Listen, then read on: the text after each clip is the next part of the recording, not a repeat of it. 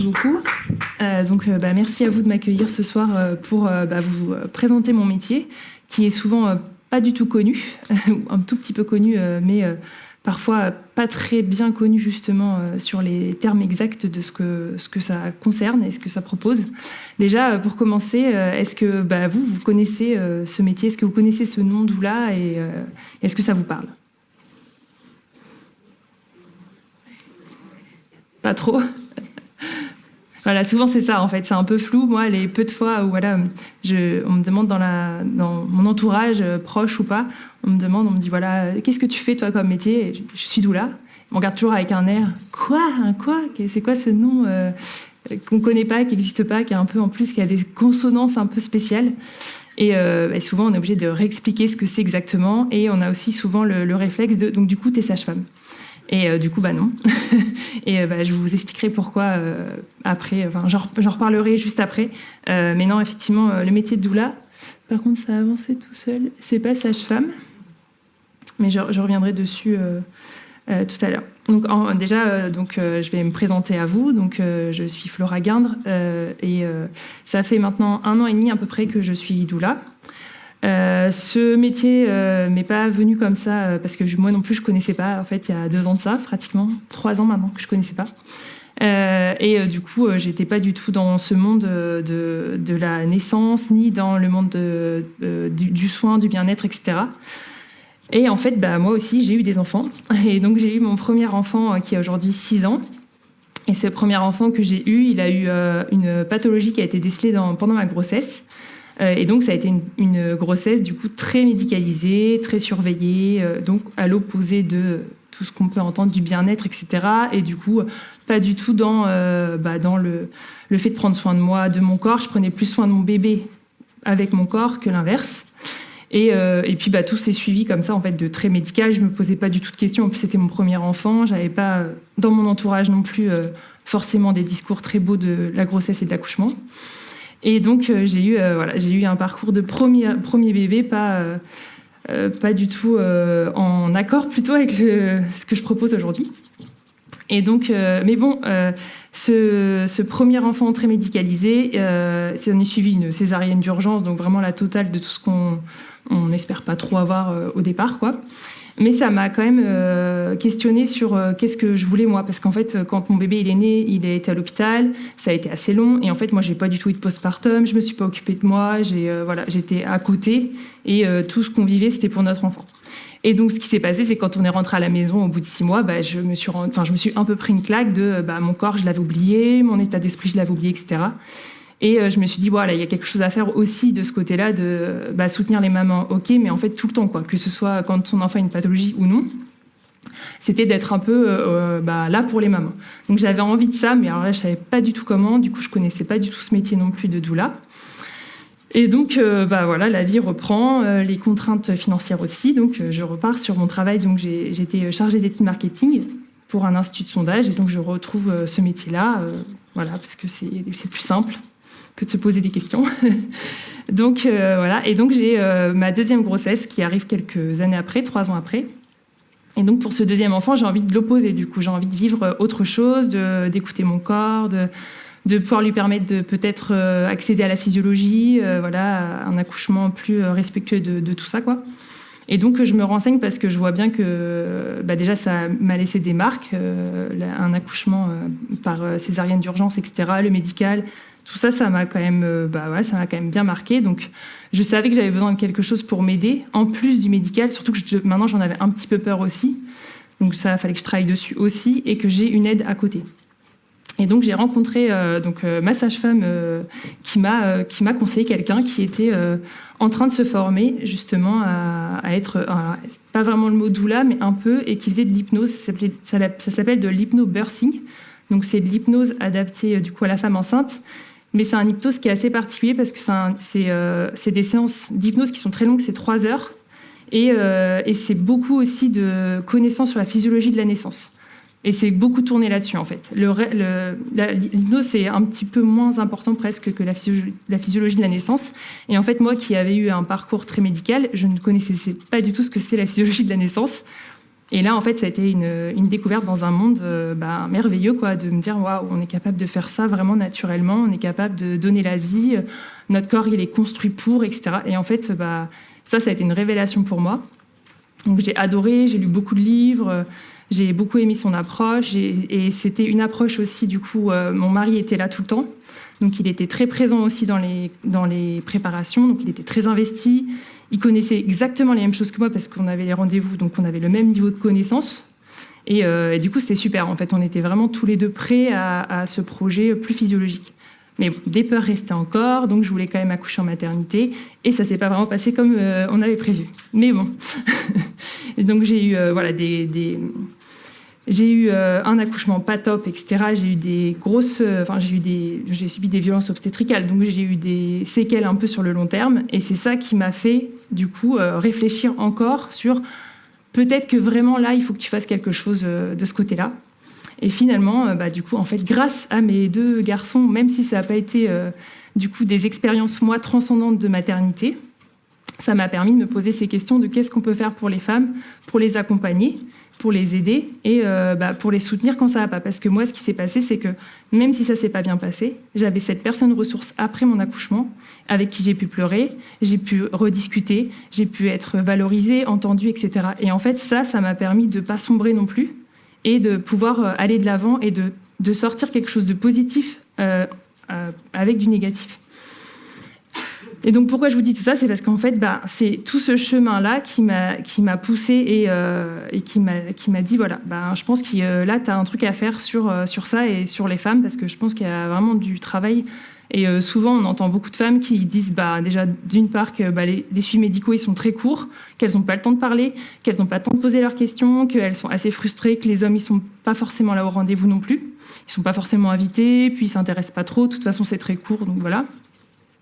Et puis, il y a aussi la question que je me rends compte un peu aussi maintenant, c'est que souvent, les femmes, elles ont que des discours horribles de leur maternité, de leur grossesse, etc. Et c'est aussi ça, moi, ce que j'ai envie de changer, c'est de changer aussi l'histoire qu'on raconte à nos futurs enfants pour qu'ils n'aient pas que des histoires négatives sur ce qui se passe autour de la maternité. Et c'est le cas aujourd'hui. Enfin, moi, je me suis inscrite cette année dans un cours de danse, donc que des femmes, avec des jeunes femmes qui ont 17-18 ans, et les peu de fois où ça a parlé de grossesse, maternité, etc., c'était que des discours horribles. Et du coup, je me dis, mais les pauvres jeunes femmes qui ont 17-18 ans, elles ont déjà un discours négatif de ce qu'elles peuvent faire, en fait. Donc, en fait, elles ont incarné quelque chose qui n'est pas des belles histoires, ça va forcément être horrible, forcément douloureux, etc. Et donc, en fait, moi, mon métier, c'est aussi de permettre aussi aux jeunes générations d'avoir peut-être une autre vision de ce que c'est la maternité, de ce que c'est la grossesse, l'enfantement, etc. Donc c'est un peu j'ai 2 choses importantes pour moi, c'est vraiment de soutenir les couples, que ce soit la maman, beaucoup la maman, parce que quand même c'est elle qui vit beaucoup de choses, mais aussi beaucoup le papa ou le coparent, et aussi de pouvoir, grâce à ça, avoir des discours plus positifs de la maternité pour les transmettre aussi à nos futures générations, que ce soit nos garçons ou nos petites filles. Donc voilà, donc ça c'est mon introduction un petit peu grosse, un petit peu longue, mais voilà, c'est ça qui m'a fait emmener vers ce métier donc de doula. Et donc doula, donc ce qui est très important, donc c'est pas un métier donc médical, mais plutôt un métier du bien-être et du soutien plutôt émotionnel, éducatif et logistique. Mais je reviendrai un peu sur ces termes-là après. Donc je vais vous parler de la définition vraiment un peu stricte du métier. Déjà, c'est un métier qui existe depuis longtemps, mais dans d'autres pays. Chez nous, il est pas très vieux. Il est assez récent, et d'ailleurs, ça se voit dans la définition qu'il y a dans les dictionnaires. La première définition, elle arrive en 2011, donc dans le dictionnaire Hachette. Et déjà, là, c'est un terme qui est assez concis, quoi. C'est une femme qui accompagne une femme enceinte pendant sa grossesse et après son accouchement. Et ensuite, d'autres dictionnaires vont faire rentrer ce mot aussi. Donc, le Larousse et le Robert, là, c'était plus récemment. Et là, par contre, on rajoute quand même un côté plus... le côté où c'est pas médical, donc c'est en plus du suivi médical, parce qu'il y a eu beaucoup de controverses aussi sur ce métier de doula qui était vu comme un métier qui allait contre le médical ou remplacer les sages-femmes, etc. Alors qu'en fait, c'est vraiment un métier qui est complémentaire au suivi médical, qui est en plus. En fait, c'est du plus, mais c'est pas du contre. Et après, c'est aussi En tout cas, ça, c'est aussi beaucoup ma vision, c'est aussi du laisser le choix aux parents. C'est-à-dire que les parents, c'est à eux de faire leur choix propre, et c'est pas ni à une doula, ni à un médecin, etc. C'est vraiment de dire, vous êtes les personnages centrales de votre maternité, parce que c'est vous qui allez être les parents de cet enfant plus tard. Et en fait, vous êtes déjà en train de construire ça. Et si déjà, en étant grossesse, on ne prend pas nos décisions propres, plus tard, quand on aura un enfant malade ou quoi, on ne saura pas comment faire, parce qu'en fait, on ne sera déjà pas habitué à prendre nos propres décisions. Donc c'est aussi ça, de se dire, la doula, elle n'est pas là contre, mais par contre, elle est là pour faire réfléchir aussi aux choix qu'on fait, et à remettre aussi un peu le pouvoir, mais presque un peu de vous êtes en fait les acteurs principaux, elle est l'actrice principale de ce bébé, quoi, en fait, parce que c'est eux qui seront tout seuls. Ah, ça avance tout seul, excusez-moi. Ça pédale vite. Ouais, plus vite que moi, ça c'est sûr. Moi, je suis un peu pipelette. Donc voilà. Donc là, je reviens sur c'est souvent cette petite crispation qu'il y a entre sage-femme et doula, parce que les sages-femmes, il y en a certaines qui sont pas... excusez-moi, je sais pas pourquoi ça avance tout seul. Peut-être qu'il faut que je fasse ça. Voilà. Donc souvent il y a un peu une incompréhension en fait, vu qu'on ne connaît pas le métier de doula, souvent c'est comme tout ce qu'on ne connaît pas, on en a peur. Et du coup, c'est ce qui s'est passé au début entre les sages-femmes et les doulas. Maintenant, il y a beaucoup de sages-femmes qui travaillent avec des doulas, ou qui les proposent à leurs clientes. D'ailleurs, Laure pourra tout à l'heure le dire, parce que c'est aussi sa sage-femme qui... Ah non, pardon, non, c'est pas ça. C'est une autre cliente à moi qui a une sage-femme qui lui a conseillé une doula en plus. Et moi, c'est aussi ma sage-femme qui m'avait conseillé une doula. Donc il n'y a pas que du négatif non plus. Et donc c'est quoi la grosse différence ? Déjà, la sage-femme, elle propose des soins médicaux, elle fait le suivi médical de la grossesse. Bien sûr, on peut être suivi par un gynécologue ou par une sage-femme. Le gynécologue, c'est qu'il est plus sur les pathologies, alors que la sage-femme, elle est plus sur la physiologie. C'est ça les grosses différences. Souvent, ça non plus, on ne le sait pas trop en France. On va là où on est suivi classiquement, ou parce que ma mère, ma sœur, elle est suivie, donc je fais pareil. On n'a pas trop la notion de ce que c'est la différence entre les deux. Et donc, la sage-femme, elle a vraiment ce côté médical. En fait, elle va suivre, elle va surveiller la grossesse, elle va surveiller votre bébé qui est dans ton ventre, etc. Alors que la doula, ça, elle ne le fait pas du tout. La doula, elle va plus être là pour répondre à des questions qu'on pourrait avoir en plus. Bien sûr, ça peut être des questions sur la physiologie de la naissance. Bien sûr que ça peut être sur des questions sur qu'est-ce que c'est la péridurale, qu'est-ce que c'est d'accoucher, pourquoi, etc., etc. Ça, on peut bien sûr répondre. Mais par contre, tout ce qui est d'ordre de conseils médicaux, c'est pas dans notre métier, en fait. On n'est pas là pour ça. On a des connaissances, en tout cas moi j'ai une formation où j'ai des connaissances par une sage-femme, mais c'est juste pour connaître ce qui peut être potentiellement, ce qui peut m'interpeller par exemple sur la santé de la femme, pour lui dire attention, peut-être qu'il faut aller consulter ton personnel, ta sage-femme ou ton gynécologue. Mais c'est en aucun cas pour prendre cette place-là, c'est juste pour avoir par contre plus un œil d'alerte au cas où si on voit des situations qui sont pas claire ou pas bonne pour la maman ou pour le couple. Déjà, ça, est-ce que c'est plus clair pour vous entre la différence entre sage-femme et doula ? Ouais. Et vous le saviez, ça, un peu, ou pas du tout ? Moyen. C'est vrai que déjà, quand on ne sait pas ce que c'est une doula, on ne peut pas trop savoir la différence entre sage-femme et doula, quoi. Mais en tout cas, c'est un métier très complémentaire aussi, et c'est le but aussi, je pense que c'est quand même ça, c'est de vraiment être pluridisciplinaire et de pouvoir proposer justement une offre globale aux couples et aux femmes pour qu'ils puissent choisir aussi une doula qui propose ça ou une doula qui propose autre chose, et puis comme on choisit sa sage-femme en fait. Et donc le métier de doula, c'est un métier qui n'est pas reconnu en France, donc il n'y a pas vraiment de statut légal dessus. Il y a une association qui s'appelle les Doulas de France qui a été créée en 2006, qui elle vise un peu à faire reconnaître ce métier. Donc elle essaye de faire en sorte qu'il y ait un tronc commun de connaissances, parce qu'il y a eu beaucoup d'écoles qui se sont développées ces dernières années en France. Et en fait, l'objectif, c'est aussi de valoriser ces connaissances par un tronc commun pour que plus tard on puisse être reconnu, etc. Et puis parce qu'il y a eu beaucoup de formes de formation, des formations à distance. Voilà, il y a eu beaucoup de choses qui se sont faites. Et puis c'est quelque chose qui qui est beaucoup demandé. Enfin, il y a beaucoup de femmes qui se forment, et du coup, c'est aussi pour un petit peu essayer de restructurer tout ça. Je sais pas pourquoi ça avance tout seul. Je suis désolée.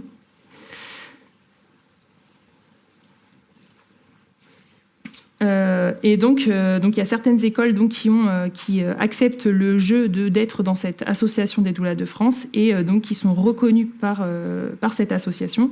Et donc, quand on est reconnu par cette association, on peut faire partie de l'association, et puis ça permet de rassurer aussi les parents sur ce qu'on apprend, le socle théorique de l'apprentissage de la doula. Et donc, qu'est-ce qu'on apprend quand on est en formation doula? Donc, moi, j'ai une formation d'une école qui s'appelle Envol et Matrescence, qui a duré 9 mois. Et pendant cette formation, en fait, on apprend déjà, la plupart du temps, c'est de l'écoute. C'est écouter la personne, comment on écoute, comment on ne projette pas son histoire sur les autres. Et après, c'est la connaissance de la grossesse, la physiologie de la naissance, l'accouchement et le postpartum. Donc c'est vraiment tout ça, plus aussi d'autres thèmes, dont le deuil périnatal aussi, qui fait partie de la vie parfois des femmes. Voilà. Donc c'est aussi ça. Et puis après, il y a aussi les parcours PMA, qui sont aussi des sujets lors des formations. Et après, quand on est doula, on choisit ou pas de se spécialiser dans ces types de particularités, j'allais dire, de la grossesse ou de la vie d'une femme, en fait. Et d'ailleurs, plus généralement, une doula, je le redirai aussi tout à l'heure, mais elle est là elle est très connue pendant la grossesse, mais par exemple, il y a des doulas qui aussi sont là pour les fins de vie, et ça s'appelle les tanadoulas, et elles accompagnent la fin de vie. Donc c'est un peu moins connu, mais ça existe aussi, et c'est vraiment pour aussi être là. Souvent, il n'y a pas grand monde qui est là quand on est en fin de vie, et c'est pour être là pour que ce soit un petit peu plus doux. Mais ça fait partie aussi de métiers de doula, si on veut aller dedans. Mais c'est pareil, c'est pas dans le socle de base des doulas de France. C'est quelque chose en plus qu'on peut faire. Et donc la doula, comme elle n'est pas reconnue, bien sûr, elle n'est pas prise en charge ni par la sécurité sociale, ni rien. Et après, il y a un sujet sur les tickets, le paiement par CESU. Certaines doulas le proposent, d'autres non. En fait, il y a un petit peu un vide un peu juridique là-dessus. Donc voilà, c'est soit on le propose parce qu'on fait que ça, soit on le propose pas parce que souvent les doulas, elles proposent aussi des massages, des choses un petit peu à côté qui rentrent pas ça dans le service à la personne. Donc ça, c'est un sujet un peu entre deux où voilà, certaines doulas le proposent en tout cas. Est-ce que là, vous avez des questions ou ça va? Donc, souvent, on se demande quand est-ce qu'on peut faire appel à une doula. Bon, en vrai, il n'y a pas vraiment de règle. On peut faire appel à une doula quand on en a besoin, quand on ressent le besoin, quand on en a envie, quand on le peut. Mais bon, généralement, les femmes, elles prennent connaissance qu'il existe une doula ou elles font appel à une doula à partir du premier trimestre, à la fin du premier trimestre de grossesse. Est-ce que vous savez pourquoi ? Elles prennent conscience qu'elles ont peut-être besoin d'être accompagnées. Parce que souvent, oui, c'est ça, c'est qu'en fait, avant la première écho, on n'est pas vraiment enceinte. Enfin, on est enceinte, mais voilà, on ne doit pas se projeter, on ne doit pas... Voilà, donc c'est ça. En fait, c'est qu'avant avant le premier trimestre, on est enceinte, mais on ne doit pas le dire. Donc, appeler une doula à ce moment-là, c'est bizarre, quoi. Et donc, souvent, les femmes enceintes, elles attendent un peu. Parce que moi, personnellement, je trouve que c'est un peu dommage, parce que parfois, le premier trimestre, justement, il se passe beaucoup de choses. Les nausées, la fatigue, le fait de le cacher à son employeur... Mais il n'y a pas que ça, il y a aussi quand même des risques de fausses couches. Et souvent, les femmes, elles sont toutes seules. Donc voilà. Bon, mais ça, comme déjà, le mot doula n'est pas très connu. Et puis souvent, on commence à se renseigner quand on est enceinte qu'à partir du deuxième trimestre. Donc souvent, les femmes nous appellent à ce moment-là. Même si en fait, je pense qu'il y a vraiment un sujet avant. Et donc là, voilà. Donc on peut vraiment, c'est ce que je vous disais, s'étendre. Ah, il y a un... Je crois que il veut pas. Il se met en. C'est ça. Je comprends pas pourquoi ça. Bon. Donc voilà ce que je vous disais. Donc la doula, elle peut aussi accompagner la puberté des jeunes femmes. Elle peut accompagner les premières règles aussi des femmes, enfin des jeunes filles. Il y a des doulas qui font ça s'appelle des temps roses. Donc c'est des temps pour les jeunes filles aussi pour avoir, pour essayer de parler de ce sujet qui est souvent pas trop facile à parler avec ses parents. Et donc, du coup, ça, c'est aussi une possibilité pour les doulas. Donc, après, les doulas, elles accompagnent donc, tout ce qui est les parcours de PMA, le deuil périnatal, la grossesse et aussi le postpartum. Voilà, c'est vraiment la globalité. Et après, il y a d'autres doulas qui peuvent aussi accompagner toutes les tranches de vie en fait qui sont importantes pour les femmes. Ça va être la ménopause aussi, par exemple, et puis après la fin de vie. Donc voilà, on peut vraiment accompagner tous les moments de vie d'une femme. Mais globalement, la plupart des doulas, elles accompagnent la grossesse, la PMA, le deuil, la grossesse et le postpartum. Généralement, quand même, le plus gros, les plus gros des suivis, c'est ça. Et donc, ah oui, voilà, c'est ça. Et donc, une doula, qui c'est qui peut faire appel à une doula, en fait ? Eh bien, en fait, tout le monde peut faire appel à une doula, hein, tous les couples, toutes les femmes. Dès qu'on reçoit le besoin d'être accompagné en plus, d'avoir un suivi en plus, d'avoir un soutien, d'avoir de l'écoute, en fait, on peut être accompagné par une doula. On n'a pas besoin d'avoir un suivi, d'avoir une envie forcément d'un accouchement physiologique. On peut avoir décidé d'avoir une césarienne, que c'est OK. Enfin, une césarienne programmée, c'est OK.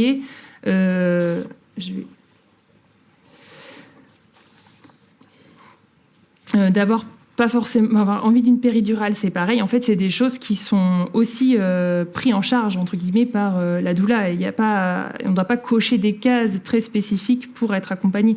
En fait, l'accompagnement, c'est vraiment d'être là en soutien et je dirais plus de un peu questionner pourquoi on fait ses choix. C'est plus ça en fait, c'est se dire pourquoi, tiens, aujourd'hui, tu préfères avoir une péridurale ? Pourquoi, tiens, en fait, tu préfères avoir une césarienne de confort ? Et c'est plus ça qu'on va chercher quand on est doula. C'est plus pour faire ce choix en conscience et non parce que toutes mes copines, elles ont fait pareil ou parce que dans ma famille, ça s'est passé comme ça, etc., etc. En fait, c'est vraiment pour qu'on redevienne actrice un peu de notre corps, de ce qui se passe dans notre corps et de notre bébé, quoi.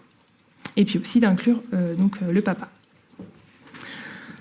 Donc, c'est très important, donc c'est aussi d'inclure ce coparent, ce partenaire, parce que souvent, effectivement, il est, comme je vous le disais, il est délaissé aussi un peu. Et puis, quand on est suivi médicalement, soit on ne vient pas au rendez-vous parce que c'est pas adapté, etc. Soit c'est un peu court et puis papa, il n'a pas le temps de poser des questions. Enfin, je dis papa, mais en fait, j'englobe un peu tout le partenaire, féminin, masculin, peu importe.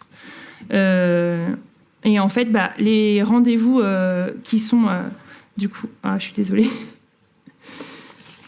Les rendez-vous doula, en fait, ils sont aussi faits pour ça.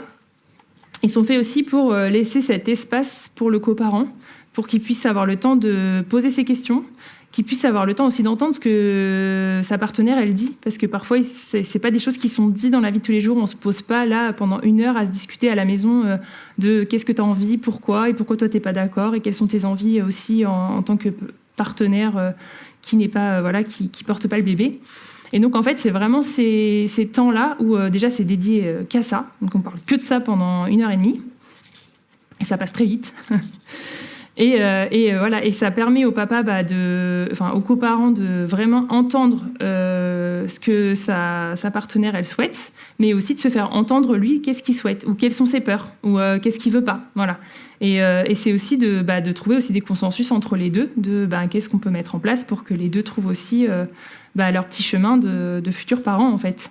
Et ça va aussi dans la suite, c'est-à-dire que après, c'est aussi en postpartum de dire alors qu'est-ce que vous avez prévu de mettre en place quand le partenaire il va reprendre le travail, par exemple, parce que ça, souvent, on oublie que à un moment donné, on se retrouve toute seule avec son bébé et qu'est-ce qu'on met en place, qu'est-ce qui se passe à ce moment-là.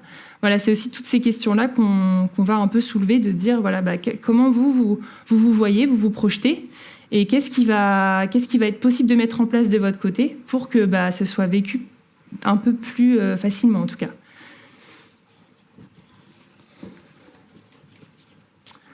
Donc je vais revenir un peu sur ce que la doula elle fait, parce qu'en fait c'est vraiment quelque chose qui est important dans la connaissance du métier, parce qu'on a beaucoup de préjugés et d'a priori.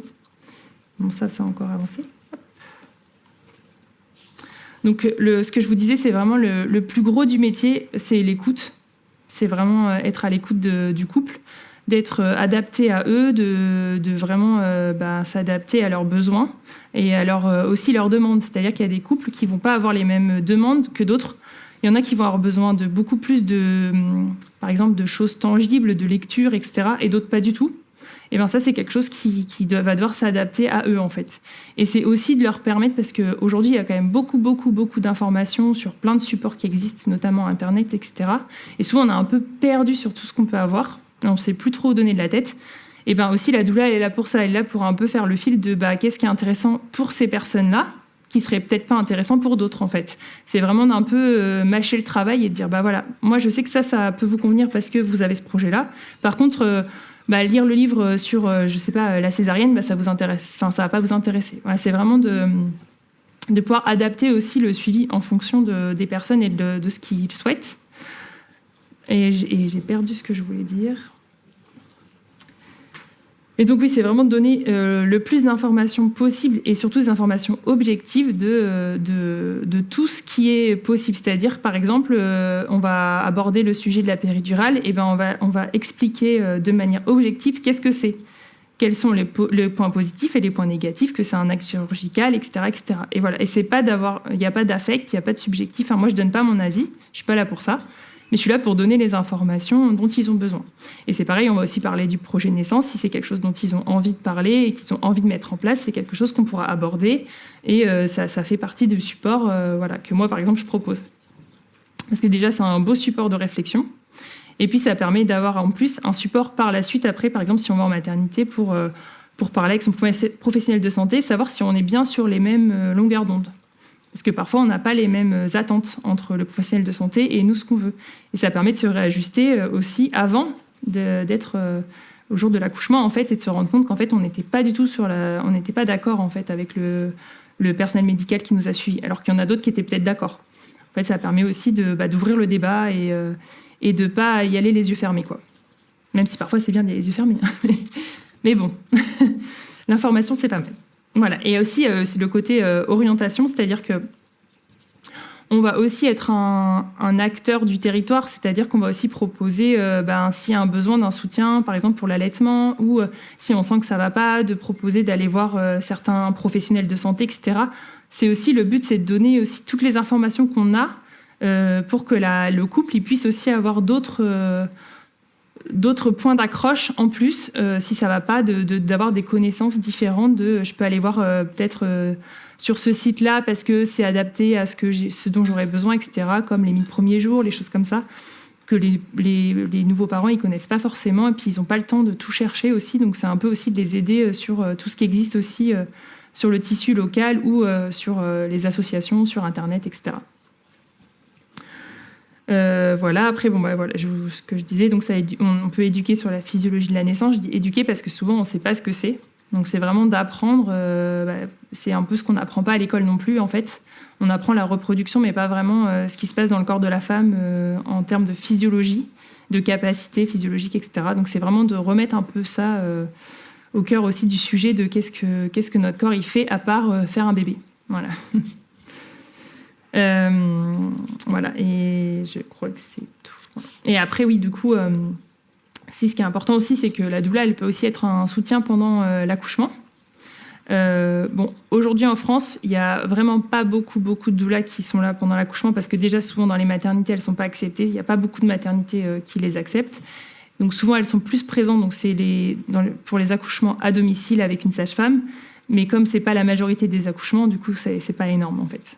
Mais en fait, il y a vraiment un sujet aussi là-dessus, sur le fait d'avoir des doulas qui soient là le jour de l'accouchement, parce que les professionnels médicaux, ils sont sous-effectifs, ils sont peu nombreux. Et du coup, souvent, ce qui se passe, c'est que les couples, ils sont tout seuls dans une chambre qu'ils ne connaissent pas, et ils n'ont personne qui parler, s'ils ont des craintes, des peurs, etc. Souvent, ils ont peur de déranger, alors que si on vient avec sa doula dans la pièce et elle est là tout le temps, en fait, ça peut aussi aider et soulager aussi le personnel médical, parce qu'en soi, souvent, on ne sait pas du médical dont on a besoin à ce moment-là, c'est plus qu'on a besoin d'encouragement, d'écoute, plutôt de bienveillance, en fait. Et souvent, c'est le petit truc qui manque, c'est un petit peu de douceur, etc. Et en fait, la doula, ça, elle a le temps, parce que on n'a pas du tout d'œil médical, donc en fait on est focus que sur le bien-être. Et donc ça revient un peu ce que je vous disais, ce qu'on n'a pas le droit de faire. Donc c'est des diagnostics médicaux, ça on n'a vraiment pas le droit de le faire. Enfin, en soi, voilà, c'est tout ce qui est médical de toute façon. Tant qu'on n'est pas dans l'ordre des médecins, etc., on n'a pas le droit de le faire. Donc voilà, les doulas, c'est pareil. Notre but, c'est pas de juger, d'imposer, d'être autorité aussi. C'est-à-dire qu'on ne fait pas autorité. D'ailleurs, moi, par exemple, c'est quelque chose qui est hyper important pour moi, c'est que je ne peux pas vouvoyer mes clients. Donc on appelle des clients et pas des patients parce que du coup, on n'est pas dans le médical. Et moi, je tutoie mes clients parce que pour moi, j'ai pas autorité sur eux. On est au même niveau. On est vraiment, c'est plus du partage de connaissances ou du partage de vie que du descendant. Et je vous donne et vous devez dire oui tout le temps, en fait. C'est vraiment pas l'objectif aussi des accompagnements doula. Et donc, c'est aussi une des raisons pour lesquelles moi, je peux pas vouvoyer mes clientes et mes clients. Voilà, donc je donne pas d'avis non plus. Déjà, je donne pas d'avis non sollicité, mais globalement, je donne pas d'avis. Sauf vraiment, c'est demandé explicitement, mais je donne pas mon avis. Je laisse les parents choisir. J'ausculte pas. Je peux pas être présente non plus seule à un accouchement parce que du coup, j'ai pas les compétences médicales. Donc c'est pareil, c'est quelque chose qui est interdit d'être toute seule avec un couple pendant un accouchement, même à domicile. Et je fais pas de suivi médical. Est-ce que là, c'est clair sur ce que fait une doula et ce qu'elle fait pas? Super. Hop. Donc ça c'est plutôt des... Enfin, on va venir après sur des pourcentages. Vous les voyez déjà. Hop. Donc en fait, il y a pas mal de bénéfices qui sont maintenant, qui commencent à être un peu connus sur les bienfaits d'une doula pendant l'accouchement et aussi pendant le suivi. C'est déjà la baisse de l'anxiété, la confiance en soi, la confiance en son corps, le lien aussi entre parents, le lien avec son bébé, la confiance en son bébé, les connaissances aussi, parce que souvent quand on ne connaît pas, on a plus peur. Et en fait, quand on connaît, souvent, déjà on prend ses choix en conscience, mais aussi du coup, c'est des choix qui sont un peu désirés, voulus, etc. Et donc souvent, on est un peu plus fort, quoi. On est un peu plus serein d'arriver aussi au jour de l'accouchement, lorsque on sait déjà comment ça se passe, comment ça peut se passer, à quoi ça consiste, tous ces mots un peu barbares des fois qu'on entend et on ne sait pas trop ce que c'est. Voilà, c'est aussi ça, c'est de savoir un peu, d'avoir tout le vocabulaire qui tourne autour de la grossesse et de l'accouchement. Et donc on favorise la participation aussi du coup du coparent, c'est ce que je vous disais. Et le but aussi, c'est vraiment de développer la confiance des parents quand la femme elle est encore enceinte, parce que du coup ça permet d'avoir cette confiance sur le long terme en fait.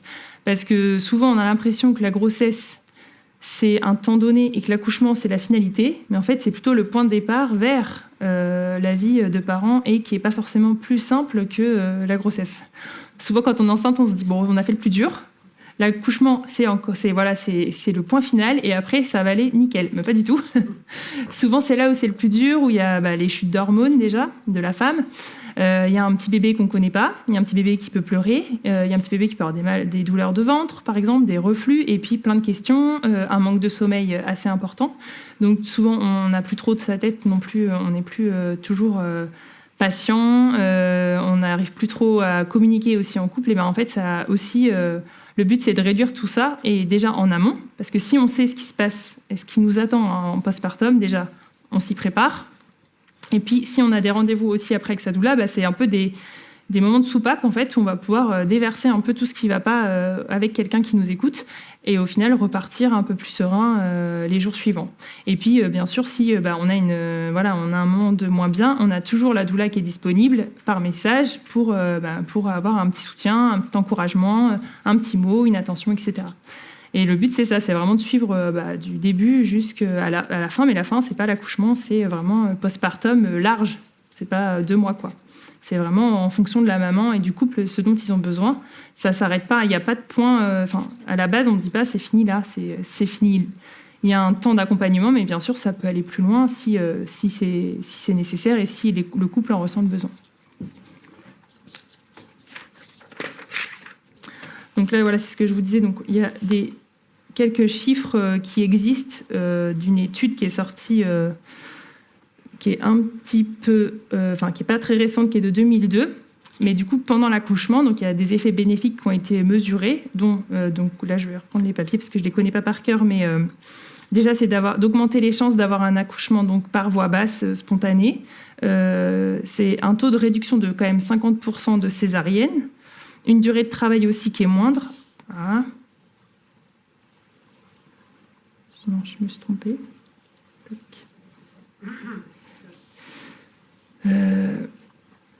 Un recours à l'ocytocine de synthèse qui est réduit de 40%, la péridurale de 60%, les forceps et les ventouses de 30%, et ça favorise aussi l'initiative de l'allaitement. Donc tout ça, ça permet d'augmenter en fait la satisfaction déjà du rapport à l'accouchement, et du coup, ça favorise la confiance quand même en soi. Et ça augmente aussi le sentiment de contrôle. Donc ça a des effets positifs sur un peu en effet cascade, quoi. Donc c'est vraiment à avoir en tête et je pense à retenir. Je suis désolée, ça avance tout le temps tout seul en fait. Attends, je mets pause. Et donc aussi ce qu'on ne sait pas et qui est souvent pas trop dit ou montré dans les médias, etc., c'est que le suicide maternel... Ah, ça a encore avancé, non ?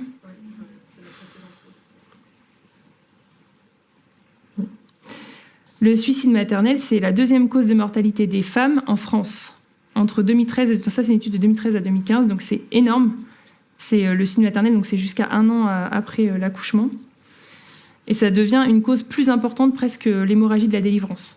Donc c'est quand même un sujet aujourd'hui quand même qui est hyper central dans la vie des femmes parce que la solitude en postpartum, c'est un vrai sujet et ça entraîne déjà le suicide maternel qui est quand même un sujet dramatique, mais aussi beaucoup de dépression du postpartum. Aujourd'hui, on en entend beaucoup parler.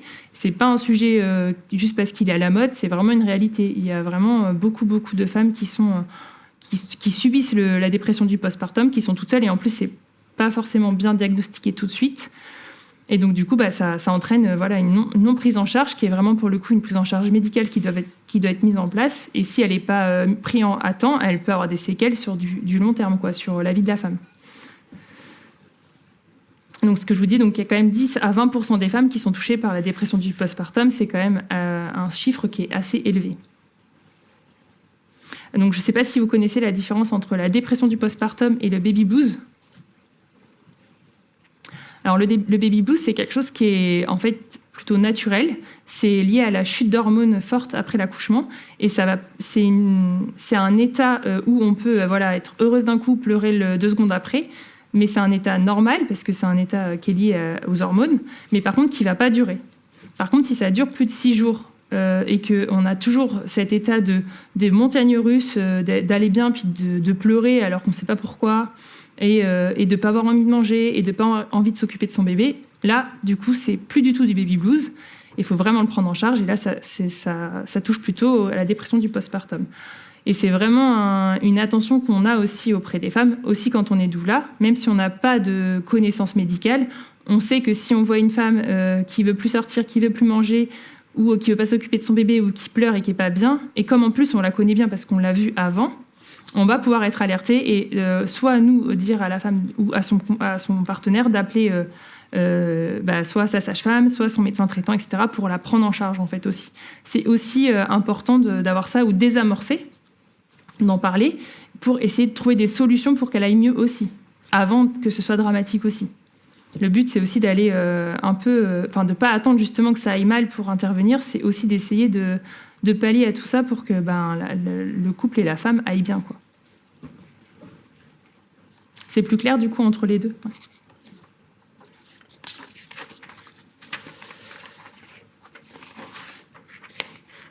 Donc là, je vous remets un petit peu sur le postpartum. Donc ça, ce sont les recommandations de l'assurance maladie pour réduire justement les risques. Je suis désolée, c'est bientôt fini. Hop, je pense que c'est bon. Donc les mesures d'apprendre d'hygiène qui sont décrites par l'assurance maladie, ce sont aussi des mesures qui sont aussi valorisées par le fait quand on a une doula, on peut aussi plus être alerté par ça et en prendre conscience aussi.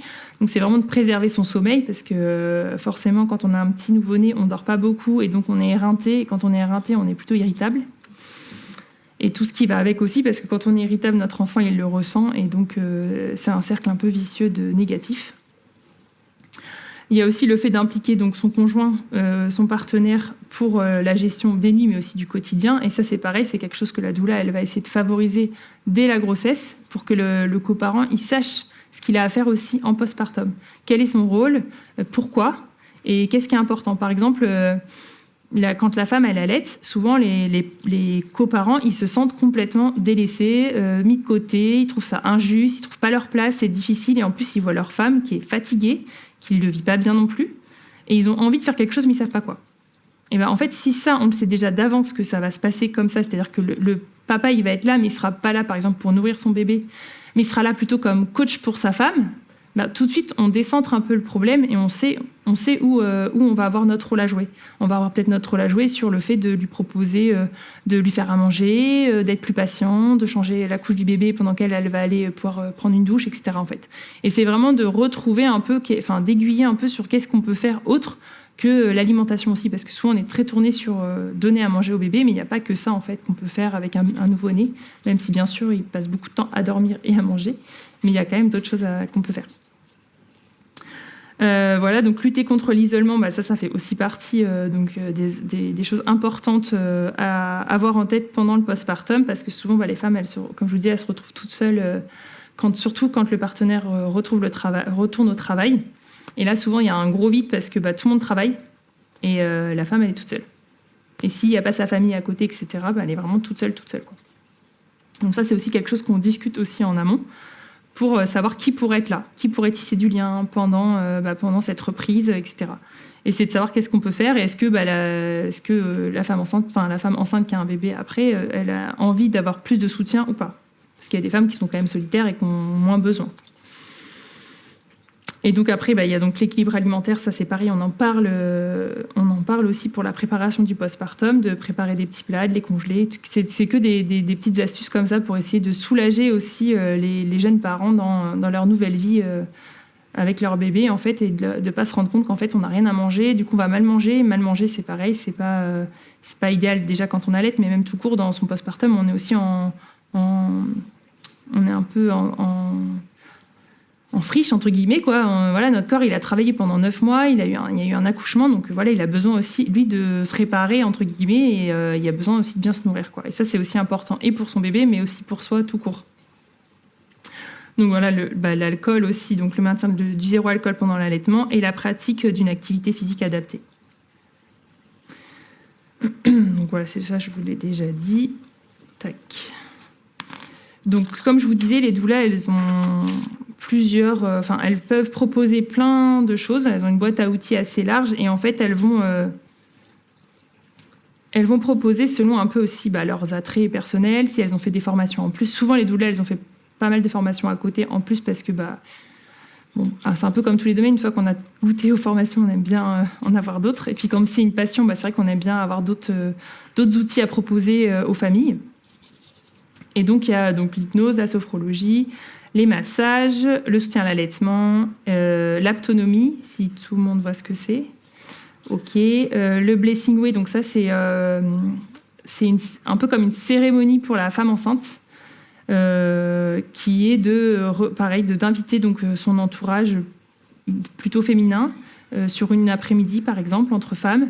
Et c'est d'honorer cette femme enceinte, mais pas avec des cadeaux, etc. C'est vraiment pas ça, c'est vraiment d'avoir un lien, de prendre du temps pour discuter de ce bébé qui arrive, de discuter de l'état de grossesse. Et c'est vraiment de remettre au centre un peu cette grossesse, de prendre du temps pour elle, et aussi avec ses proches, de se sentir portée. Et c'est un peu de recréer un peu ce qu'on avait avant avec les mamans, les tatas, etc. et qu'on n'a plus aujourd'hui.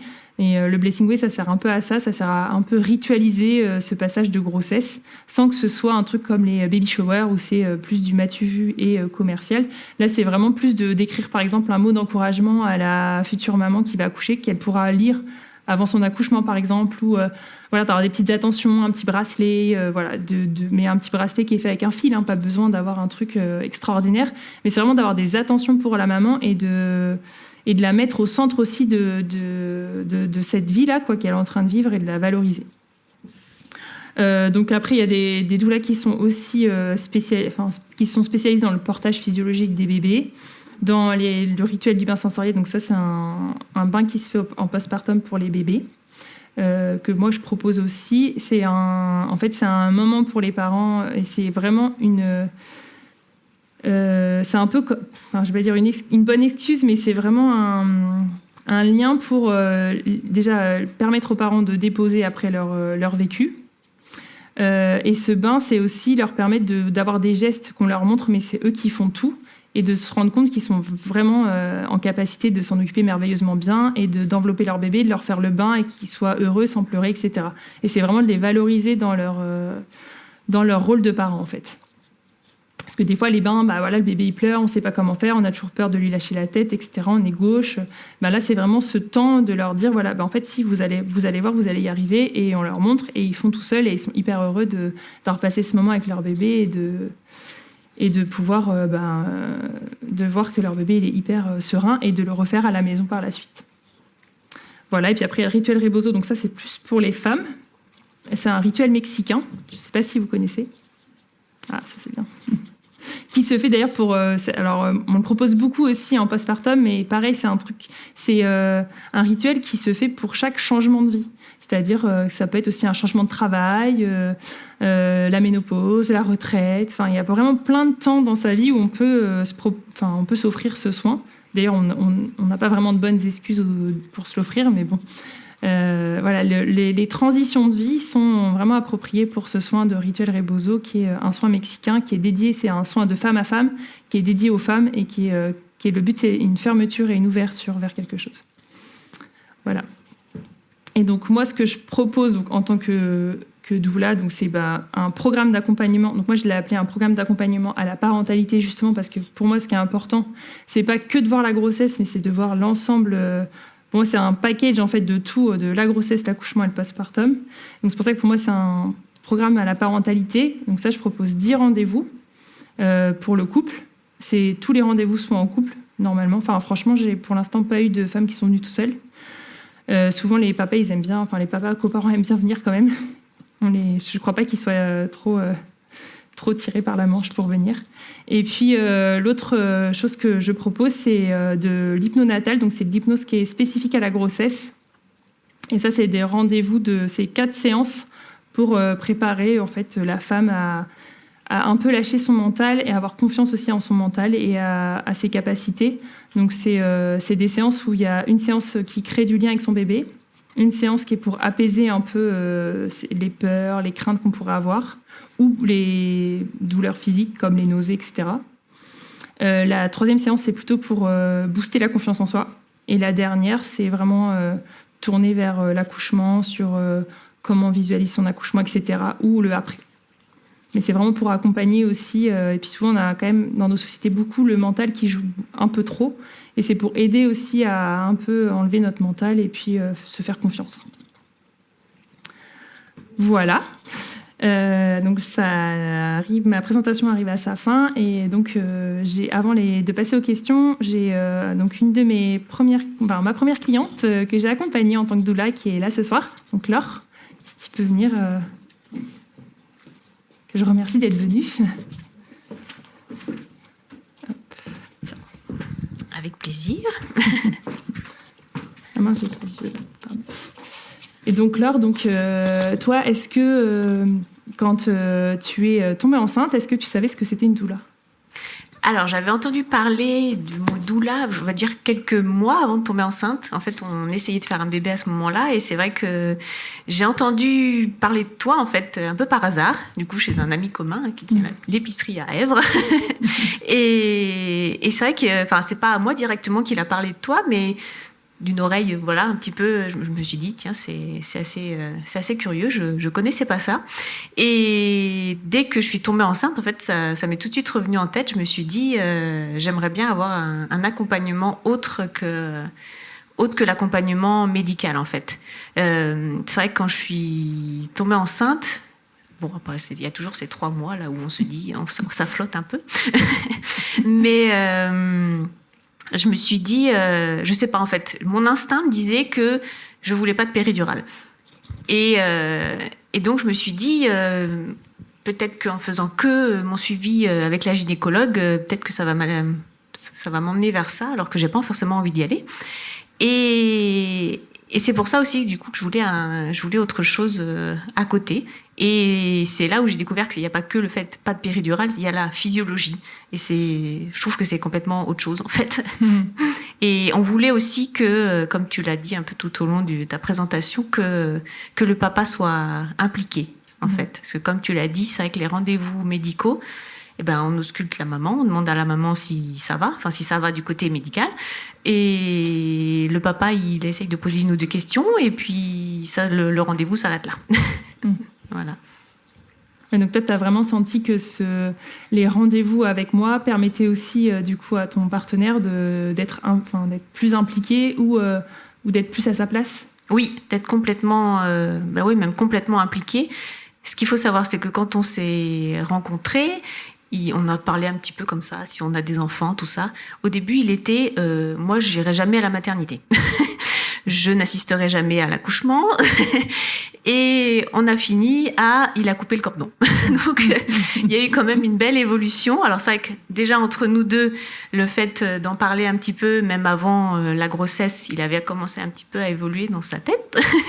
Mais c'est vrai que d'avoir cet accompagnement vraiment tous les deux, où il avait sa place, il a vraiment senti son rôle, en fait.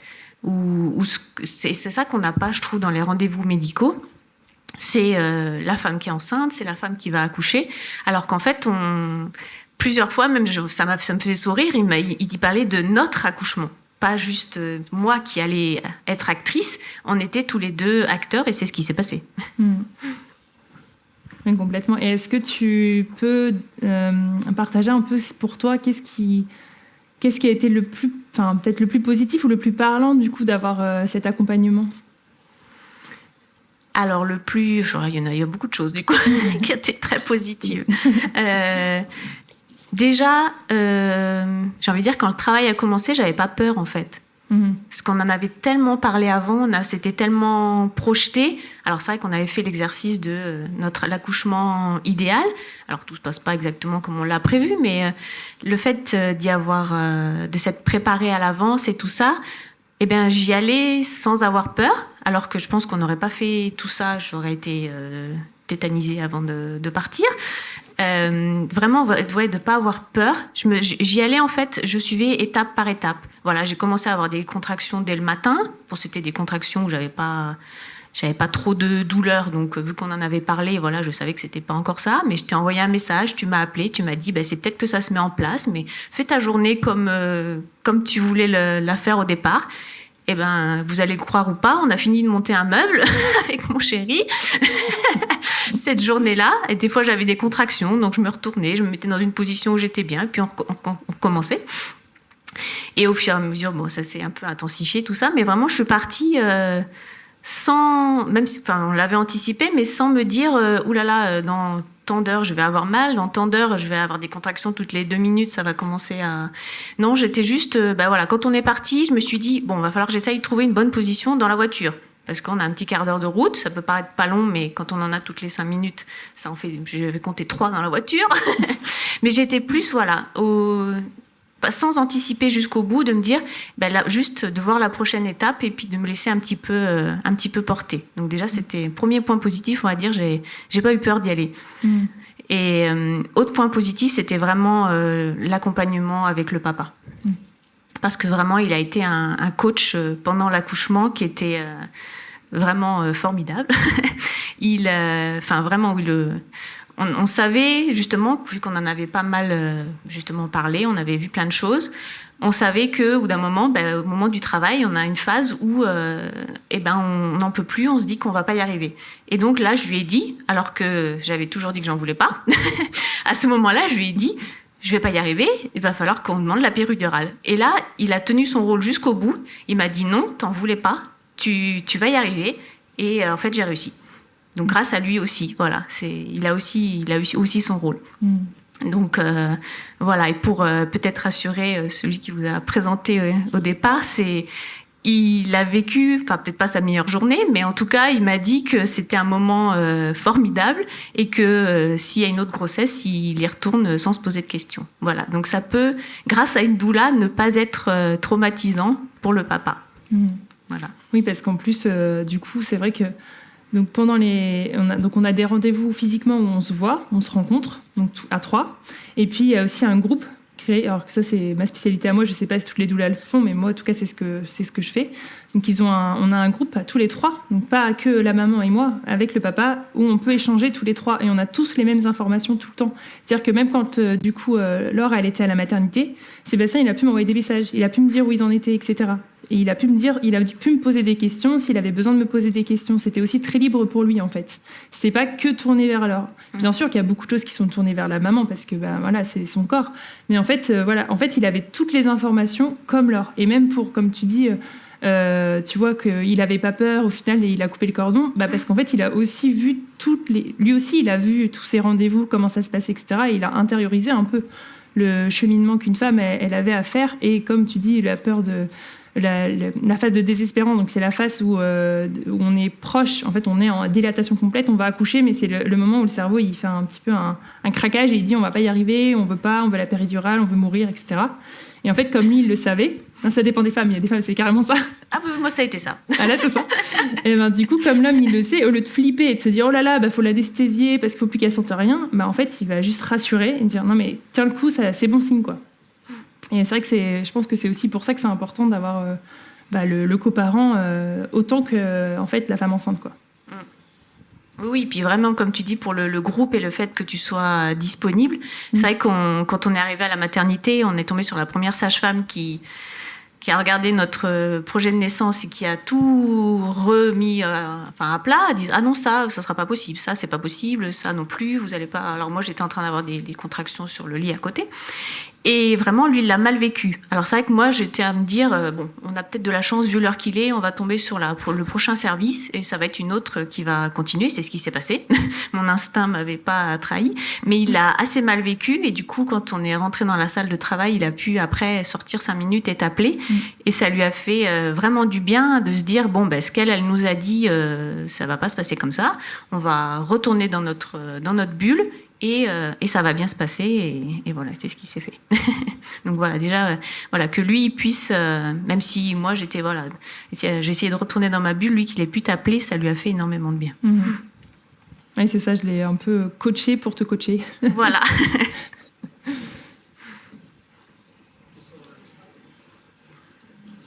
Oui, est-ce que du coup vous avez des questions? Merci Laure. Du coup, peut-être que les questions seront pour toi aussi en même temps. Pourquoi pas? Est-ce que quelqu'un a une question? Il y a un petit micro.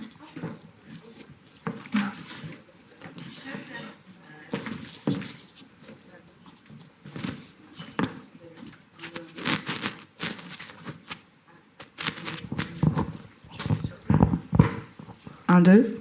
Ah, c'est bon. Merci déjà pour cette présentation.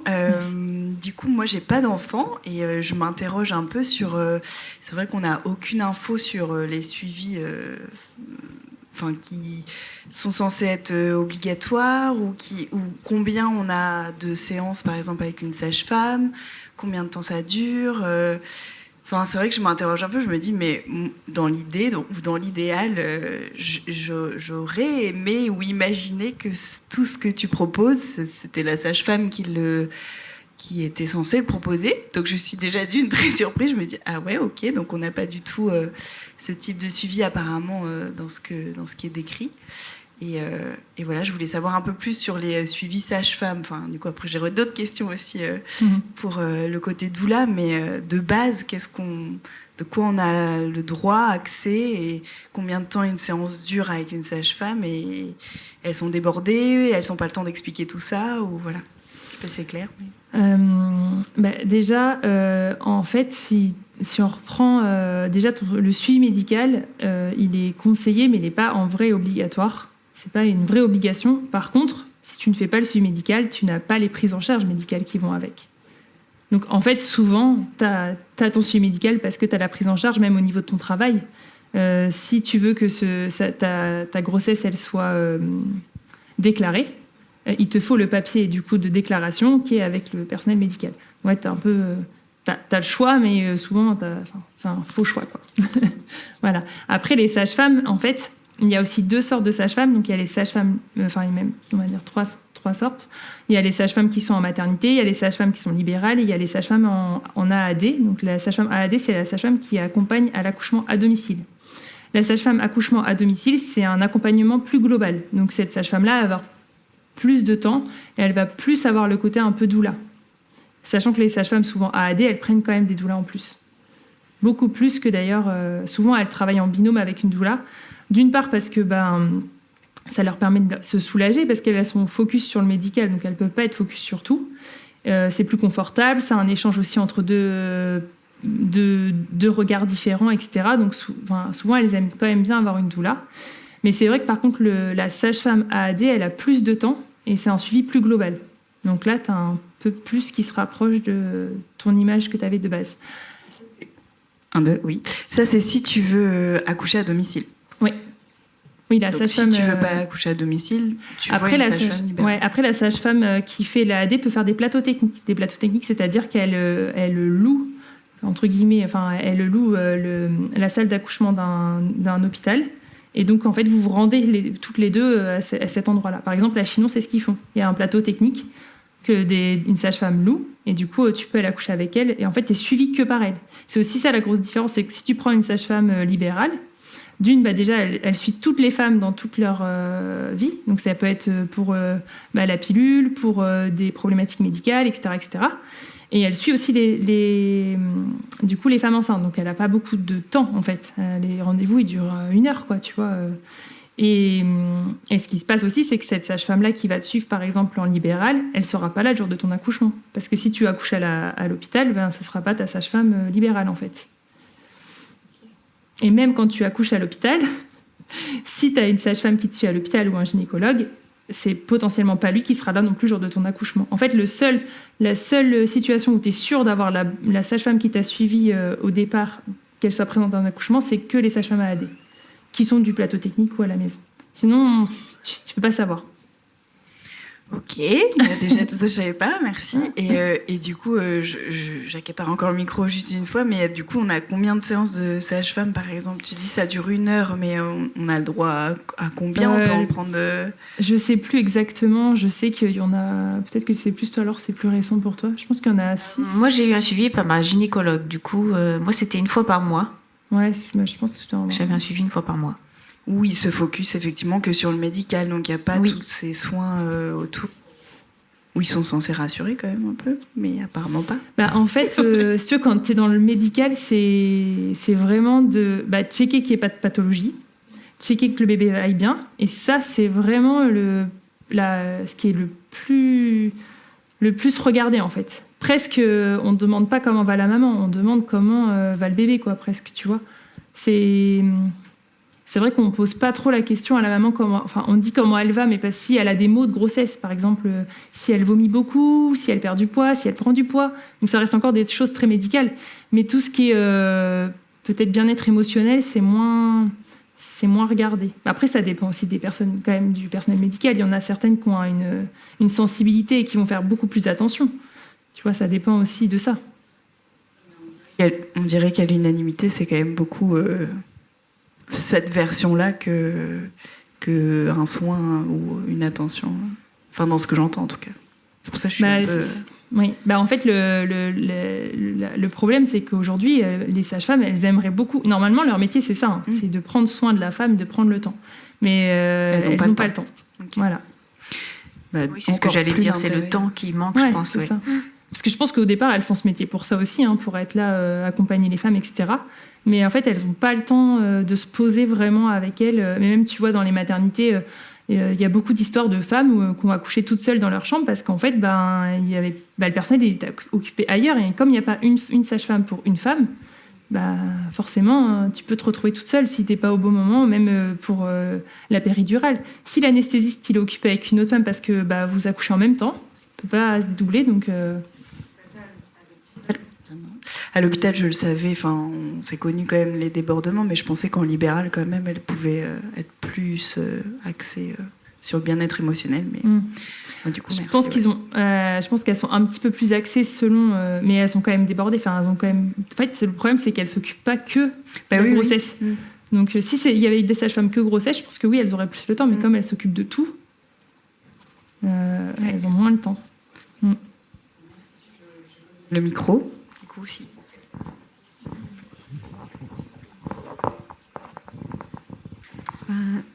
D'abord, merci pour votre présentation. J'avais 2-3 questions.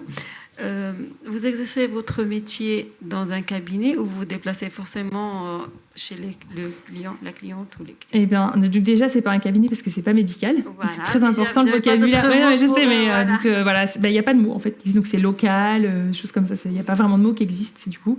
Alors moi, j'exerce à la fois chez moi, donc j'ai un bureau qui est adapté pour accueillir les couples, et je me déplace aussi chez les couples. En fait, donc ça c'est pareil, je pense, ça dépend des doulas, mais en tout cas, moi, je m'adapte aux couples. C'est-à-dire que, par exemple, Laure et Sébastien, je suis tout le temps allée chez eux. Parce qu'ils préféraient que ce soit chez eux, etc. Donc, je me suis adaptée à ça. Et j'ai d'autres couples qui préfèrent venir à la maison parce que c'est leur temps à eux. Ils ont la route pour discuter, préparer le rendez-vous. Et ils ont la route retour pour débriefer. En fait, ça dépend des couples. Et c'est aussi un peu, moi, je trouve, ça reflète notre métier. C'est-à-dire qu'il faut vraiment s'adapter à la personnalité du couple et à leurs envies. Et donc, du coup, moi, je m'adapte à ça, en fait. Mais par contre, en postpartum, bien sûr, c'est moi qui me déplace. Là, sûr et certain. Donc, c'est à la demande oui. des clients. Et aussi, est-ce que pendant l'entretien que vous avez avec vos clients, est-ce que c'est spontané ou c'est cadré pour vous? Par exemple, vous savez que tel jour, vous allez recevoir tel couple. Est-ce que vous préparez le rendez-vous ou c'est une conversation spontanée? Vous répondez à leurs questions? Il y a des deux, en fait. Donc, moi, on fait un premier rendez-vous où là, on va quand même un peu... Enfin, déjà, j'envoie un questionnaire, mais on va aussi faire un premier rendez-vous pour un peu dégrossir et déjà que je sache quelles sont leurs attentes, leurs besoins, leurs envies, etc. Aussi, j'apprends à les connaître, donc je sais ce qu'ils vont un peu plus aimer ou pas. Et en fonction de ça, je leur dis, voilà, moi, je vous propose ça comme rendez-vous. On va plutôt, peut-être, le premier rendez-vous, parler de la grossesse, comment ça se passe, le deuxième de ci, le troisième de ça. Par exemple, on a fait aussi un rendez-vous spécifique sur... le projet de naissance. On a fait un autre rendez-vous spécifique sur, comme disait Laure, sur l'accouchement rêvé. Ça, c'est un exercice que je propose à chaque fois, par exemple, parce que c'est des choses, par contre, ça qui sont importantes. Par exemple, l'accouchement rêvé, pour moi, c'est important pour la projection de ce qu'on va vivre. Donc, il y a certains rendez-vous où je sais un peu ce dont on va parler, mais par exemple, des fois, j'ai prévu, entre guillemets, qu'on parle de la grossesse, sauf qu'en fait, il s'est passé quelque chose dans la vie de la maman, par exemple, et elle a besoin d'en parler, et donc on va parler de ça, et on va pas parler du reste. Et on en parlera une autre fois, ou des fois j'envoie aussi des supports ensuite par mail, en plus, pour déjà redire ce qu'on s'est dit, et puis aussi si il y a des infos en plus que je veux leur donner, je leur envoie par mail, je leur donne des livres à lire, ou des choses comme ça. Et une dernière question. Comme vous dites que c'est un métier pas reconnu encore, ça se passe comment au niveau des honoraires? Je ne sais pas si vous n'êtes pas obligé de répondre, mais... Bien sûr. Du coup, pareil. Donc, il n'y a pas de... Tout le monde peut faire ce qu'il veut, en fait. On peut dire qu'une séance, c'est à 60 € comme à 200 €. Il n'y a pas d'interdiction, du coup, puisque ce n'est pas reconnu. C'est un peu comme d'autres métiers où après, souvent, c'est comme tout. En fait, tout le monde regarde ce que fait l'autre et fait un peu préparer. Mais après, ça, c'est chaque doula fait ce qu'elle veut. Et propose ce qu'elle veut. Il n'y a pas de restriction, et c'est pareil sur le temps. Par exemple, au début, avec Laure et Sébastien, qui étaient mon premier couple, je leur avais dit qu'on ferait des rendez-vous d'1 heure, qui ont souvent duré 2 heures. Donc, du coup, maintenant, je propose plus du tout 1 heure, je propose minimum 1 heure et demie. Et par contre, c'est des rendez-vous, c'est des créneaux qu'on réserve pas, à l'avance. Oui, j'imagine. Bon, merci beaucoup. Je vous en prie.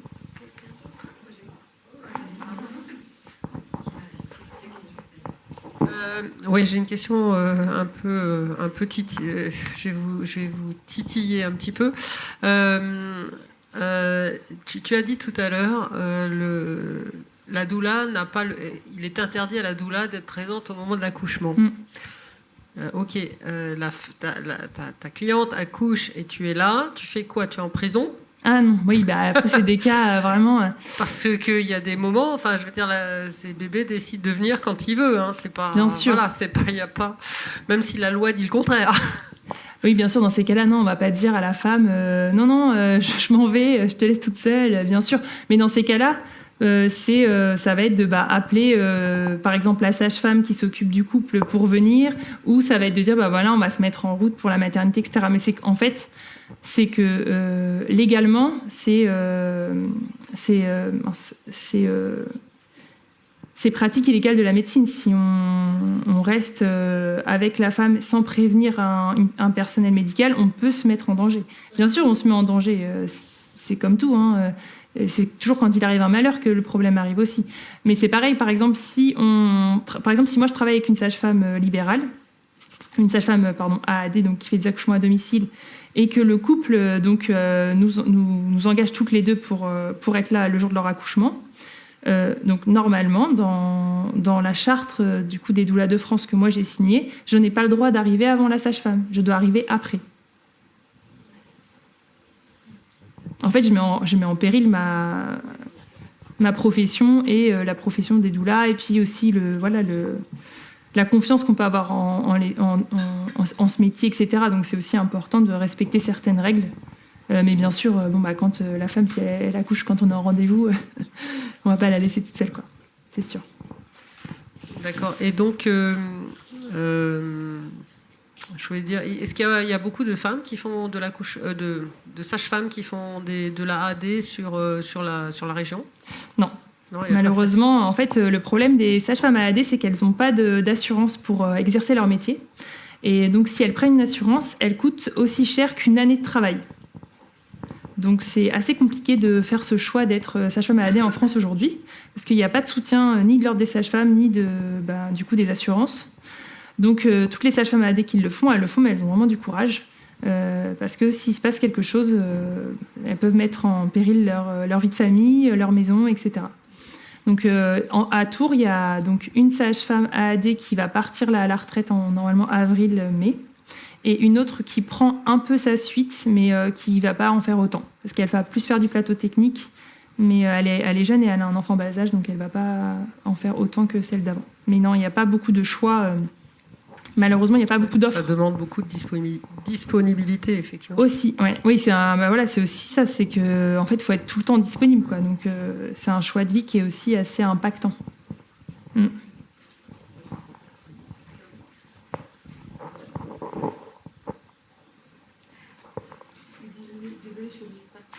Merci. Au revoir. Vous avez d'autres questions ?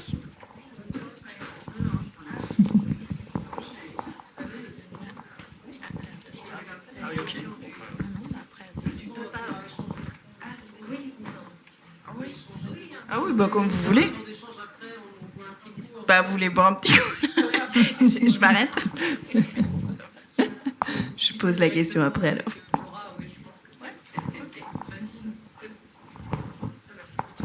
Merci beaucoup, merci à vous. Merci beaucoup pour cette conférence qui, je l'espère, vous a éclairé. J'avais juste peut-être une remarque et vous allez me dire ce que vous en pensez. Vous avez commencé votre conférence en disant quand les femmes parlent des accouchements, c'est pas beau, c'est atroce et c'est tout ça. Alors c'est marrant parce que moi j'ai la vision exactement opposée. J'ai l'impression que quand j'entends parler une femme de son accouchement, j'ai accouché comme une fleur, j'ai aucun problème, le monde des bisounours, et j'entends rarement une femme dire moi ça a été atroce, une boucherie, machin. Jamais. Et du coup, je me posais la question, j'ai appris une expression ce soir et je suis choqué de l'apprendre ce soir, je savais même pas qu'il pouvait exister des suicides maternels, je savais même pas. Donc, je me dis que quand on ne sait pas quelque chose, on l'ignore, il est caché. Et donc, pour ça, je trouve qu'il y a une omerta pour moi au contraire, et je pense que si les femmes en parlaient plus souvent et disaient vraiment la vérité de ce qui s'est passé réellement, justement, on pourrait prendre des doulas, faire attention à comment ça va se passer avant, après, pendant. Parce que là, pour moi, on accouche tellement comme des fleurs, on a besoin de personne. Et j'en suis absolument pas convaincu. Donc c'était une remarque. Je sais pas ce que vous en pensez. C'est intéressant. En tout cas, moi, j'ai vraiment l'inverse, en tout cas, des retours des femmes. Là, c'est vraiment plus particulier à mon cours de danse, où vraiment les femmes, j'ai été marquée du fait qu'elles soient toujours horribles. Le vocabulaire était très, très, très négatif.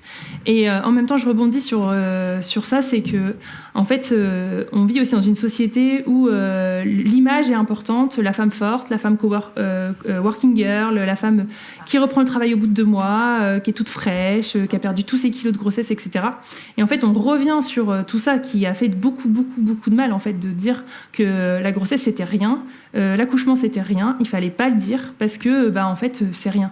Et aussi pour encore rebondir, c'est que par exemple pour moi personnellement, mon deuxième postpartum a été horrible physiquement. J'ai eu beaucoup de